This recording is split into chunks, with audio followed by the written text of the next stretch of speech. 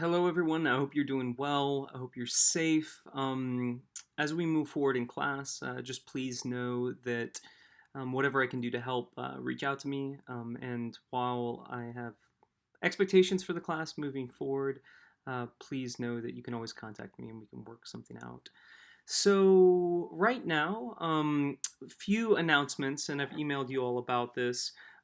Given the circumstances, I'm pushing back the due dates for our final reflective essay. It was going to be due, the rough draft was going to be due this Wednesday, then the final draft was going to be due this Friday. I'm pushing it back to where the rough draft won't be due till a week from this Wednesday. That'll be May 3rd, and the final draft won't be due until May 5th. Another thing is just to have on your radar, and I mentioned this in the last email I sent, is that we will be, or you will be, needing to do your final quiz on chapter 10, I believe it is, of ancient Greece online. Just be sure to have that done before, I believe the due date is this Wednesday.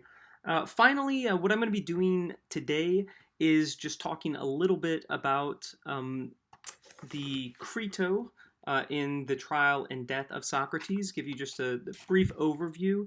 And I'm going to leave you with a video by Dr. Jordan B. Peterson that talks about the trial of Socrates. And I am asking that before next class you answer two questions. They are pretty basic questions. Let me pull them up here. All right, so if you see writing response 3 right here, what I'm going to have you do is watch this video. It's not real long, and just answer two questions. Dr. Peterson refers to an animating spirit or internal voice that Socrates listened to. What do you think of this exactly? Or what do you think this was exactly? Do you think you possess something similar? Why or why not? And also number 2, how does Dr. Peterson relate Socrates' trial to the archetypical figure of Jesus Christ? How do you feel about this evaluation? So just be sure to upload that before next class. All right, so now what I'm going to do is offer us just a summary of the last part I had you read, the Crito or the Crito, depending upon, I've heard it pronounced both ways. Essentially, the last few times we were in class, we talked about what has led up to Socrates being imprisoned. Essentially, we talked about Euthyphro, right? How he before his trial, engages in this conversation about what is justice exactly. By his Socratic method, he shows this young man who thinks very highly of his intellect that he actually doesn't know what justice is, and he's put his own father on trial. We talked as well about the trial itself and how well Socrates defended himself and how he talked against being a sophist, how he showed various people very articulately, even though he wasn't doing it with airs or rhetorically like the sophists, that he was not corrupting the youth. He was just merely asking them great questions and helping them to think critically, and that he, in some sense, didn't believe in the gods, but he did believe that they were pointing to something bigger or something more divine. And so in this section, Socrates has actually been, he's about to be put to death, and he is in his prison cell, and one of his students, Crito, comes to talk with him and tell him that he can offer him freedom. Essentially, a few of the things he says is that, hey, Socrates, we can get you out of your cell, and it's, as a student of Socrates, Crito knows that there is an importance to making an argument and having reasons behind your argument. And so he says, Socrates, here are the reasons why you need to consider allowing us to take you and get you out of here. The first thing he says is, hey, you have all these friends and people that care for you. Wouldn't it reflect badly upon us if in the future, if you were put to death and people said, what did you do? You didn't do anything to help him. So basically, think about our reputations. Another one he says is don't worry about the finances. There's so many people that care for you that we can actually finance your trip away from here, and it won't be something burdensome.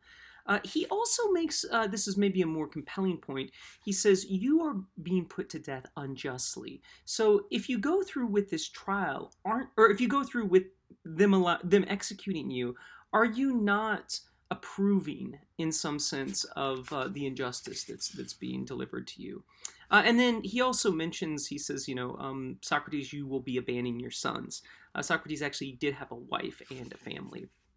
And so Socrates responds to this in a few different ways. First off, he says, you shouldn't worry about public opinion. This idea of, ooh, wouldn't this think badly on you or that? He said, look, public opinion is something that goes in and out, but really what's more important is wisdom and expert advice and trying to do the right thing or the just thing. And along those lines, he also says, look, the real question we should investigate right now is if it is just for me to escape. And if it is just, I'll do it. If it's not just, I won't do it. And then he says, okay, let's investigate that.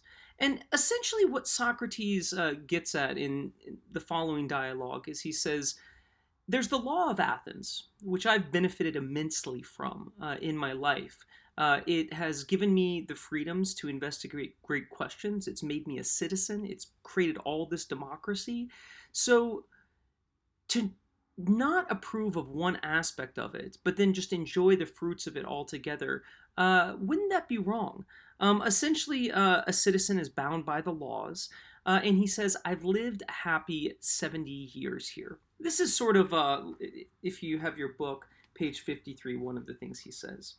What are you to say to that, Crito? Must we not agree? We must, Socrates. Socrates.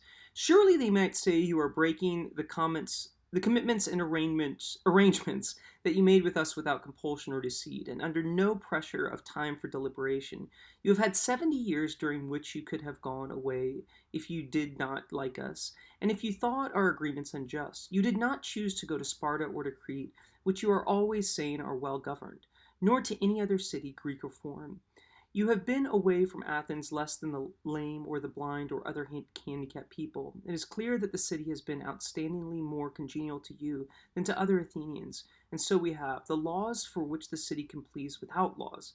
Will you then not now stick to our agreements? You will, Socrates, if we can persuade you, and not make yourself a laughingstock by leaving the cities. So essentially he's saying, I don't think it's right for me to leave. Although I'm unjustly I'm being unjustly tried and going to be convicted and sentenced to death. I agreed to this system of Athens. I believed in it. And because of that, I've had a very fruitful life. I'm 70 years old right now. And so even though this is unjust, I will not abandon the laws of Athens and what it is as a whole. And so he chooses not to flee from death. And that's essentially the Crito itself. So the very last part, the Phaedra, it's only a few pages. Next class, what we're actually going to do is, next video I make for you all, I'm going to read potentially the whole thing. It's really not that long. If not, I'll at least read a large section. So if you want to go ahead and read this, go ahead. If not, we will cover it next class. But what I'd like for you to do is just two things. Be sure to take that ancient Greece quiz, the final one, and then also watch that video I pointed and answer those questions. You do that and you should be fine for next class. Have on your radar the reflective essay, although I've extended the date for that. But if you have any questions about that, let me know. All right, thank you all. I'm praying for you all. I wish you well. And again, if there's anything you need, feel free to contact me. All right.